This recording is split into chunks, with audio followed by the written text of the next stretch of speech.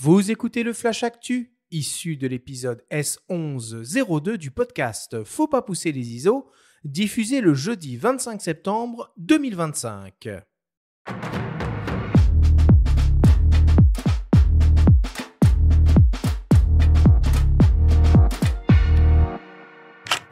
Cette semaine, dans le Flash Actu, DJI lance la 5e génération de son drone Mini Pro. Lumix annonce un super télézoom et Fox nous partage son coup de cœur de la semaine. Le Flash Actu vous est présenté par Fox.fr, le site des spécialistes de l'image. Drôle de coïncidence de calendrier, mais le constructeur chinois DJI vient d'annoncer il y a quelques jours un nouveau modèle de drone, le Mini 5 Pro. La principale particularité de ce modèle est sa compacité et son poids sous les 250 grammes, au regard naturellement de ses performances. Le Mini 5 Pro entre dans la classe C0 catégorie ouverte, ce qui laisse à ses propriétaires une très bonne latitude d'utilisation. Nous nous sommes entretenus avec Olivier Mondon, Senior Communication Manager chez DJI, et il nous parle des principales différences entre ce nouveau modèle et la version de 4e génération. Le nouveau, DJI Mini 5 Pro, c'est en fait, je dirais que c'est presque une révolution dans la gamme mini chez DJI. Quand on pense au premier mini qu'on a lancé il y a quelques années, c'était surtout pour répondre au form factor, aussi à la réglementation des 249 grammes, donc c'est-à-dire des drones qui ont moins de 250 grammes sont plus à même à voler dans des scénarios, différents, en tout cas beaucoup plus démocratiques. Et donc, c'était vraiment la portabilité du drone. Aujourd'hui, on passe dans une nouvelle dimension avec le Mini 5 Pro. J'aime souvent dire que c'est le plus pro de nos mini, bien sûr, mais c'est aussi le plus mini de nos pros, puisque c'est le premier capteur 1 pouce sur une gamme mini, donc de cette taille. C'est donc un gros changement, parce qu'avec un capteur 1 pouce de 50 millions de pixels, on peut faire vraiment des photos de superbe qualité vue du ciel. En fait, c'est le même capteur que la DJI Pocket 3, donc c'est comme si c'était une Pocket 3 volante avec un capteur 1 pouce. Et aussi d'autres améliorations, par exemple la rotation flexible de la nacelle à 225 degrés, qui permet de faire des prises de vue en verticale réelle sans recadrage. Et aussi, bien sûr, toujours des améliorations pour les détections d'obstacles, pour les vols de nuit. C'est vrai que la caméra de la Pocket 3 est toujours superbe pour tout ce qui est basse lumière, basse luminosité. Donc là, on retrouve aussi les mêmes propriétés. Voilà, donc c'est un mini drone, mais qui réunit vraiment non seulement la compacité, mais aussi toute la performance qu'un professionnel peut attendre. Côté captation donc, on retrouve une nacelle 3D capable de pivoter à 90 degrés équipée d'un bloc composé d'un capteur 1 pouce de 50 millions de pixels associé à une optique grand angle équivalent 24 mm f1.8. L'appareil est capable de délivrer des séquences jusqu'au 4K 60p 422 bits, H265 HDR, 4K 120p ou Full HD 240p. Le constructeur annonce une dynamique de 14 IL avec les modes HLG et D-Log M.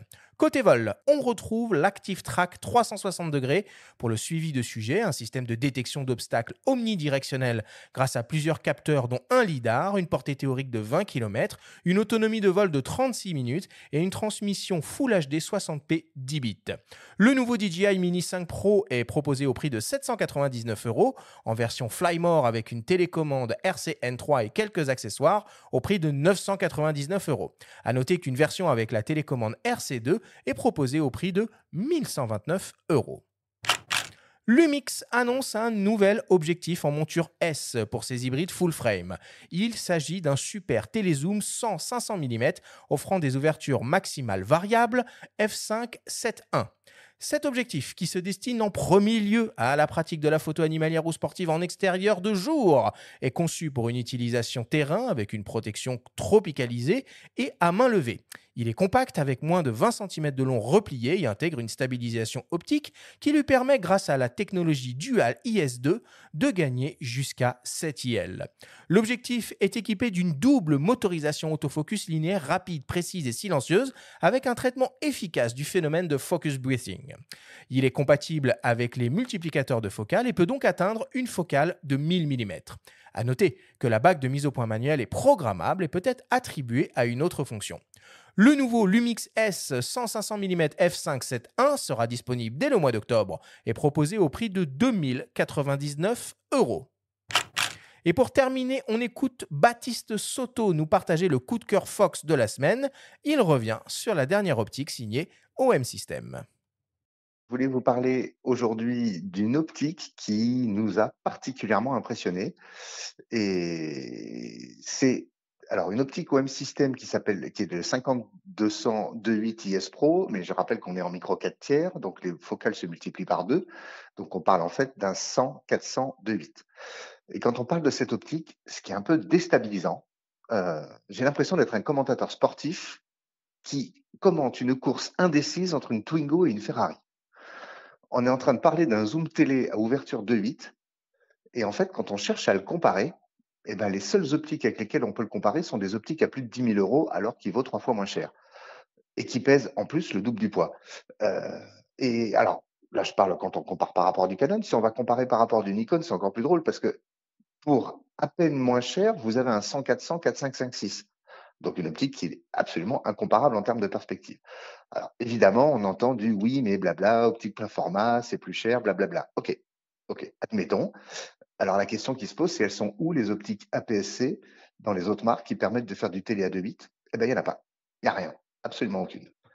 Donc pour revenir sur l'optique en question, déjà on se parle d'un zoom télé, donc 100-400 2.8, hyper léger puisqu'il fait à peine plus d'1 kilo. Tropicalisé, donc qui permet de résister aux éclaboussures, au sable, à l'humidité, stabilisé sur 5 axes, donc ça peut permettre d'aller compenser jusqu'à 7 IL. Et avec le doubleur MC20 qui est chez Olympus, on peut avoir du coup un 800 ouverture 5.6. Je ne reparle même pas du budget que ça coûte dans d'autres marques, c'est à plus de 10 000 euros tout le temps. Petite particularité qui n'est pas systématique sur les télés, c'est qu'il a une mise au point minimum qui est à 78 cm avec un rapport de grossissement de 1 pour 1, ce qui peut permettre de faire de la macro. Alors, c'est vrai que quand on prend des fleurs ou des coccinelles, c'est pas compliqué de s'approcher, mais quand c'est des animaux peureux, des serpents ou des araignées, c'est quand même bien de pouvoir zoomer avec un petit peu de distance.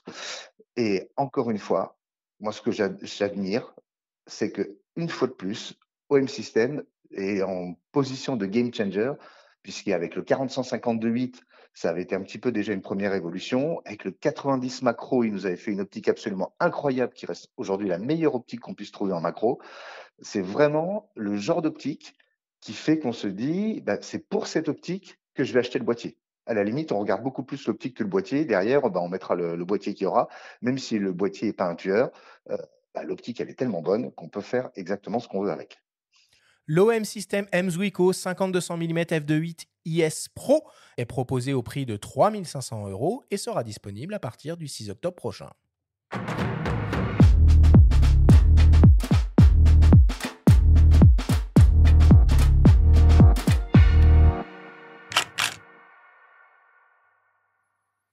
Bon, voilà pour l'actualité cette semaine. Moi, personnellement, un 50-200 mm f2.8 équivalent 100-400 à 3 500 euros, je comprends.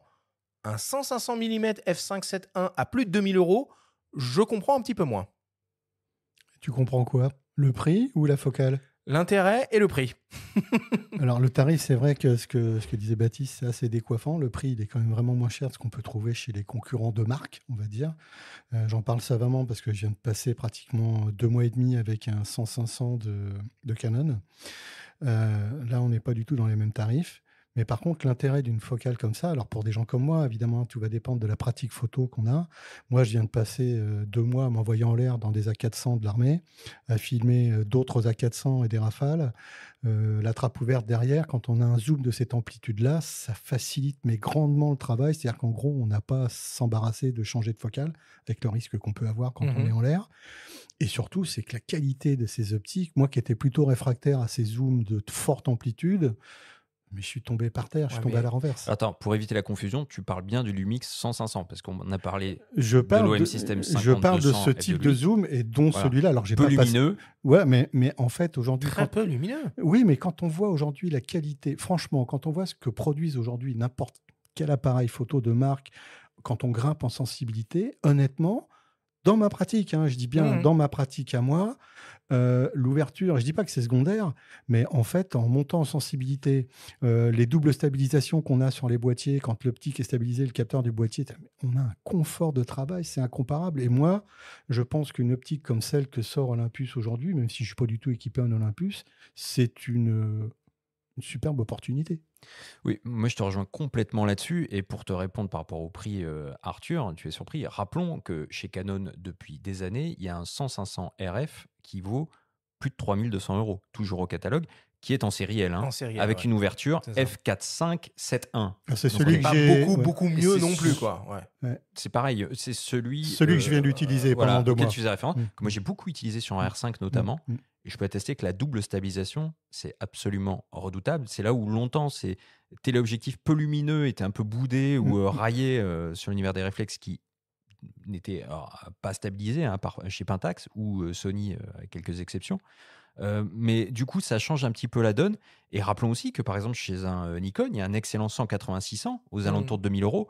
Donc, je trouve le prix pas délirant. C'est pas très attractif. Il y a un Sigma qui va faire mieux. Sigma, un 150-600 qui est moins cher au catalogue en monturel, est très intéressant, très performant. Un 100-400 également. Mais c'est une belle offre et surtout avec une distance minimale de mise au point de 80 cm à toutes les focales. Je trouve que c'est un point dont on parle peut-être pas assez quand il s'agit de longues focales. Baptiste en a parlé concernant le 50-200. Il a bien raison. C'est que ça permet souvent de varier encore plus le champ d'utilisation. Hmm. Bon, on est sur une émission qui est consacrée au drone. On a vu la nouveauté DJI, le Mini 5 Pro. On va y revenir au cours de notre discussion. Patrick, moi j'ai vu que tu as pu tester un peu en avant-première il y a quelques semaines un drone qui devra arriver sur le marché début 2026 et qui n'est pas signé DJI. Est-ce que tu peux nous dire un mot du projet Anti-Gravity A1? Alors, effectivement, on le sait que pour l'instant, il n'y a pas vraiment de concurrent à DJI en matière de drone. On va dire, Plus, du moins. enfin, il n'y a plus, il n'y a toujours pas en vérité, puisque là, on va voir que l'anti-gravity A1, A1, Sorry. a une spécificité que n'a pas encore aucun drone de chez DJI, c'est que lui filme en 360. Là, j'avoue que au départ, j'étais un petit peu sceptique, on va dire, quand je suis allé faire mes premiers tests. Et quand j'ai déroché, c'est un modèle, même pas de pré-série, c'est un espèce de sample, même dans sa forme définitive. Mais la qualité d'image que j'ai sortie de ce drone m'a mis les fesses par terre, pour être poli. Et c'est surtout ce qu'on peut faire, en fait, avec un drone comme celui-là, va simplifier la vie, à mon avis, de nombreux opérateurs de drones.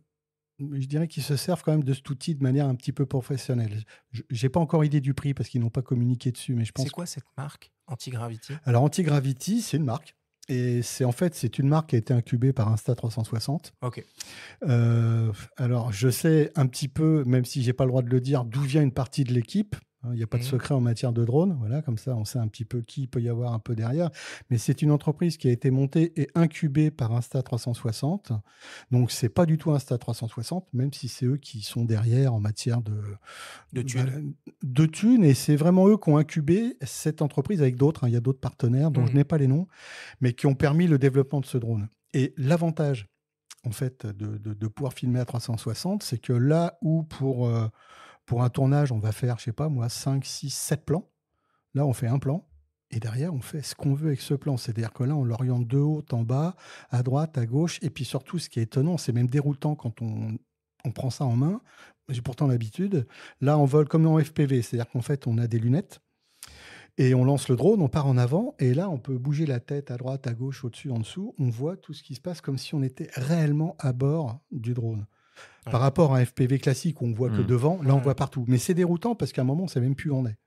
C'est-à-dire, je vole par là, je vole par là. Donc, il y a astucieusement un petit bouton sur la poignée qui permet de se remettre dans l'axe de vol.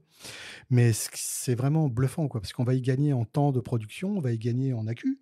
Quelque part, pour un plan, on va pouvoir en faire 10 angles peut-être. On aurait fait 10 plans, donc on use 10 fois la batterie avec un drone classique de chez DJI. Là, on fait un plan. Par contre, connaissant la capacité de production et de réaction de DJI, sachant qu'ils ont la techno, puisqu'ils ont sorti un Osmo 360, ils savent parfaitement faire. Là, on parle horizon début 2026, donc demain.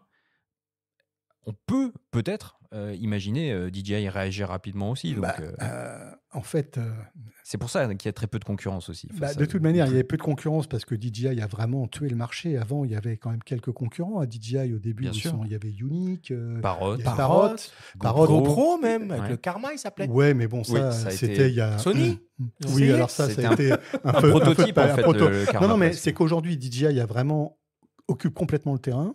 Mais là, il y a un concurrent de poids qui arrive derrière avec vraiment un outil de qualité, on va dire. C'est très, très, très pertinent. Mais je pense que DJI ne va pas en rester là. Hein. En tout cas, ils savent faire. Bon. Benjamin, revue de presse en cette semaine? Mais oui, parce qu'on a repris la saison la semaine dernière, mais avec toute l'actualité de matériel, on a passé sous silence la sortie de 2 magazines qui sont importants dans l'univers de la presse papier. Patrick, on va y revenir avec toi rapidement. Donc, il y a le Réponse Photo numéro 383, daté du mois d'octobre, avec une super photo couleur de Steve McCurry en une.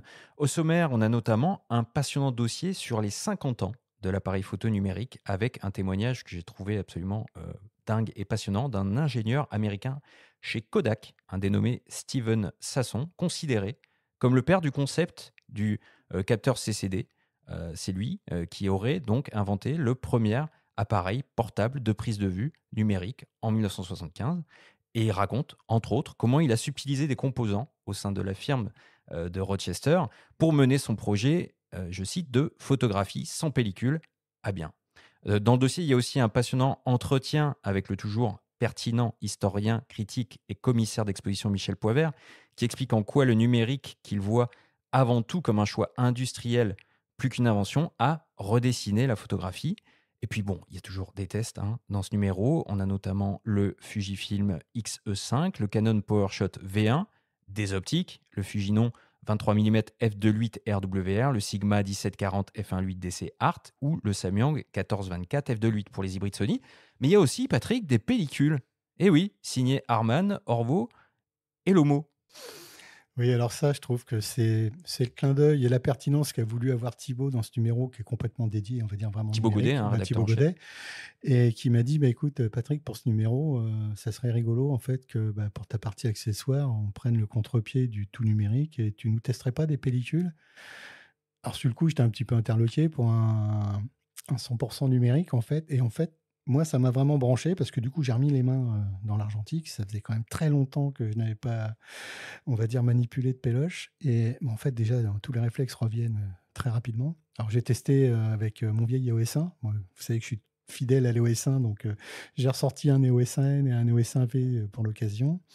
Et donc, j'ai testé des péloches qu'on a choisies avec Thibaut, un petit peu au hasard. L'évolution de l'Harman, quand on est à sa deuxième déclinaison, très, très, très intéressante. Le film de l'homographie, qui est un film noir et blanc absolument, mais moi, j'ai vraiment trouvé superbe.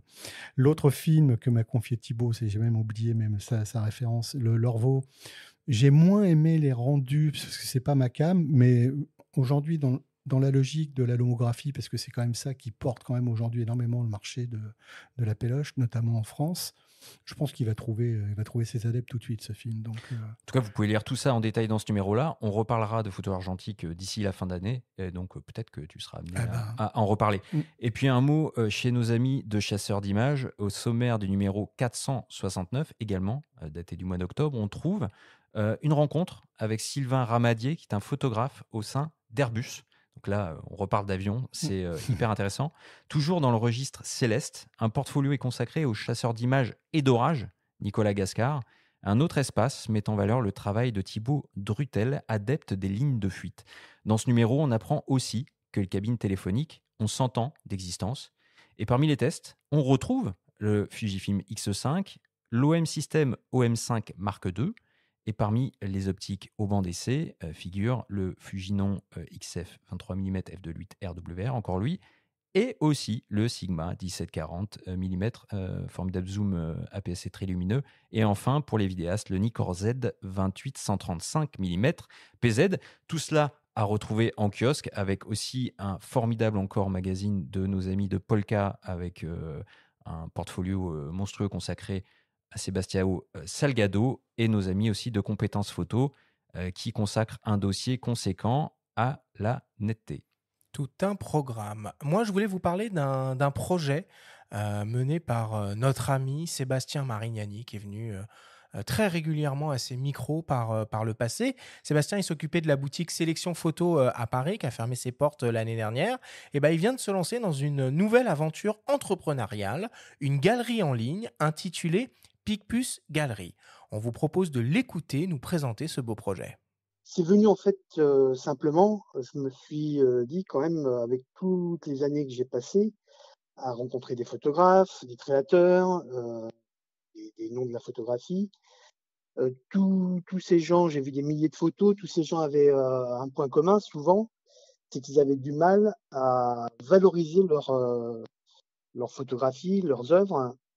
Et le seul moyen qu'ils arrivaient, c'est ou de faire leur propre galerie perso, ou de mettre leurs images sur Insta et d'essayer essayer de les vendre. Et on s'est dit, ça serait bien peut-être de trouver une plateforme qui valoriserait les photographes. Alors des plateformes numériques, il y en a plein, hein. On va être une de plus, mais qui va être aussi une plateforme liée au photographe. C'est-à-dire qu'on va mettre en avant le photographe, son savoir-faire, ce qu'il a déjà fait, et évidemment dans ce qu'il a déjà fait, ce qu'il propose à la vente. Donc les gens pourront acheter. Ça sera des œuvres, hein, et non pas des photos, c'est-à-dire que c'est pas des posters qu'on va vendre, mais des œuvres, donc toujours certifiées, des tirages qui seront des tirages haut de gamme, puisqu'en fait le but c'est de vraiment valoriser les photos qu'ils font et dans une qualité photographique qui soit irréprochable. La date du lancement sera au moment du salon de la photo. On a trouvé que c'était bien de lancer ça officiellement au moment du salon de la photo. Les photographes, c'est différents photographes avec des différents univers. Chacun, même parfois, certains photographes ont plusieurs univers. On va prendre Mario Colonel, qui est un photographe professionnel de la montagne. On a Julien Arnold, qui est un bon spécialiste de la photo de drone. Il ne fait pas que ça, donc on pourra aussi voir d'autres univers que fait Julien.